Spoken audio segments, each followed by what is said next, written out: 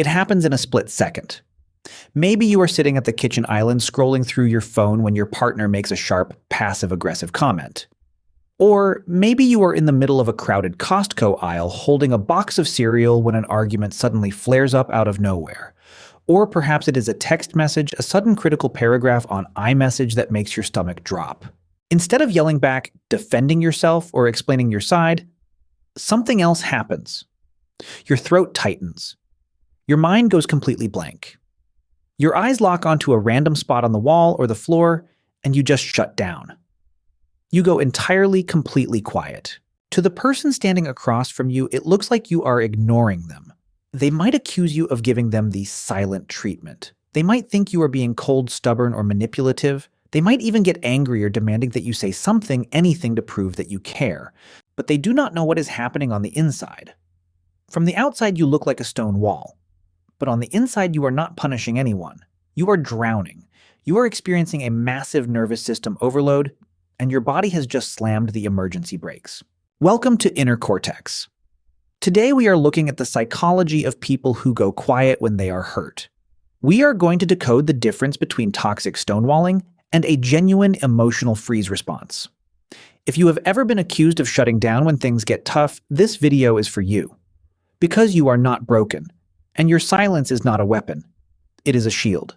Let us start by clearing up one of the biggest misunderstandings in modern relationships. Society loves to use the term stonewalling for any time someone goes quiet during a conflict. But psychology draws a very clear, very important line between two completely different behaviors. Intentional stonewalling is a choice. It is the deliberate withholding of communication to punish, control, or dominate another person.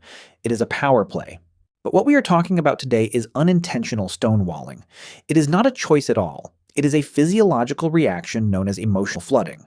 When you are hit with a wave of intense emotional pain, criticism, or conflict, your nervous system perceives a severe threat. Your amygdala, the brain's threat detection center, sounds the alarm. And when that alarm rings loud enough, your prefrontal cortex, which is the part of your brain responsible for logic, reasoning, and verbal communication, effectively goes offline. You do not choose to stop talking. You literally lose access to the words. It feels like the air has been sucked out of the room. Your heart might be racing, your chest might feel tight, but your body is completely still. This is the freeze response. When the brain decides that fighting will only make the danger worse and fleeing is impossible, it chooses to freeze. It is playing dead to survive the emotional attack. To understand why your body reacts this way, we have to look back at where this response was learned. For many people who go quiet when they are hurt, this is a deeply ingrained survival strategy that originated in childhood. Imagine growing up in an environment where your voice did not matter. Maybe you had a parent who was highly reactive, unpredictable, or intensely critical. If you tried to express your feelings, you were dismissed. If you tried to defend yourself, the argument only escalated. You quickly learned that vulnerability was dangerous. You learned that speaking up only poured gasoline on the fire. In that environment, a child's nervous system maps out a very clear survival rule: staying quiet hurts less. Silence becomes the safest place to hide. If you do not react, if you do not offer them any fuel, eventually the storm will pass. Fast forward to adulthood. You might be sitting in a perfectly safe apartment, drinking from your Stanley cup, looking at a Slack message from your manager that was slightly too blunt. You know logically that you are not in physical danger, but your nervous system does not know the difference between a blunt email and a childhood threat. It recognizes the emotional signature of conflict, and it instantly runs the old survival script. You freeze. You stare at the screen. You go quiet. This reaction can show up in incredibly subtle ways in our modern lives. It is the reason you might leave a difficult text message on read for 3 days, paralyzed by the thought of typing a reply. It is the reason you might sit in your parked car in the driveway for 20 minutes after a long day, needing total silence before you can face your family. It is the reason you might nod along in a tense Zoom meeting while feeling completely dissociated, as if you are floating somewhere near the ceiling watching yourself. The great paradox of the freeze response is that the quieter you get on the outside, the louder the panic is on the inside. While your partner thinks you do not care, your mind is actually spinning at 1,000,000 miles an hour. You are analyzing every possible outcome. You are terrified of saying the wrong thing and making it worse. You are trying to figure out how to de-escalate the situation, but the cognitive overload is so intense that nothing makes it from your brain to your mouth. This creates a painful cycle in relationships. The more you shut down, the more the other person pushes for a reaction. And the more they push, the more threatened your nervous system feels, causing you to retreat even deeper into the freeze. It is a tragic miscommunication. They see a wall, you feel a cage. So how do we break this cycle? How do we thaw out the freeze response? The solution is not to force yourself to speak when you are flooded. Trying to force words out of a frozen nervous system will only lead to panic, resentment, or saying things you do not mean just to end the interaction. Instead, the goal is to shift from a state of survival to a state of emotional safety. And that requires a completely different approach to conflict. First, we have to establish the concept of healthy space. Remember, the toxic silent treatment is a refusal to engage without an end date. Healthy space, on the other hand, is a communicated boundary. It is the difference between walking out of a room and slamming the door versus saying, "I am feeling overwhelmed right now and I need 20 minutes to calm down before we finish this conversation."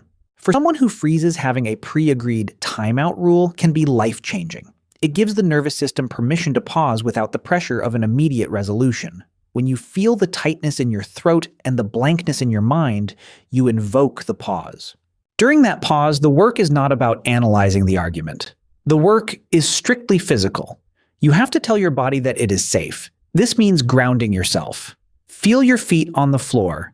Take a sip of ice-cold water to activate your mammalian dive reflex, which naturally lowers your heart rate.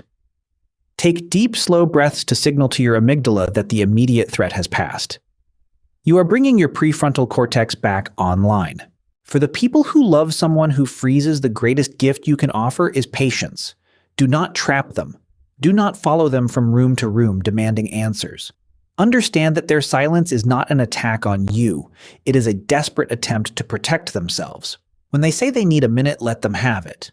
Create an environment where they know that their eventual words will be received with curiosity, not hostility.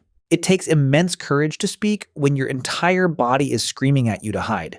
It takes practice to unlearn the survival strategies of the past. Think back to that moment in the Costco aisle or staring at the kitchen counter. For years, your silence was the only armor you had. It kept you safe when things were chaotic. You do not need to hate your freeze response. You can thank it for protecting you when you were smaller and when you had no other choice. But you are not there anymore. You are allowed to take up space. You are allowed to have a voice, even if it shakes. You are allowed to pause, breathe, and gather your words without apologizing for the time it takes. Going quiet when you are hurt does not mean you are weak, and it does not mean you are incapable of deep connection. It just means your body is working very hard to keep you safe. And now you get to teach it that it is finally safe enough to speak. If this video resonated with you, you are not alone. Leave a comment below and let us know how the freeze response shows up in your life.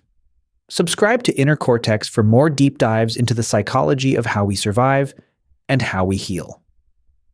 Take a deep breath, protect your peace, and we will see you in the next one.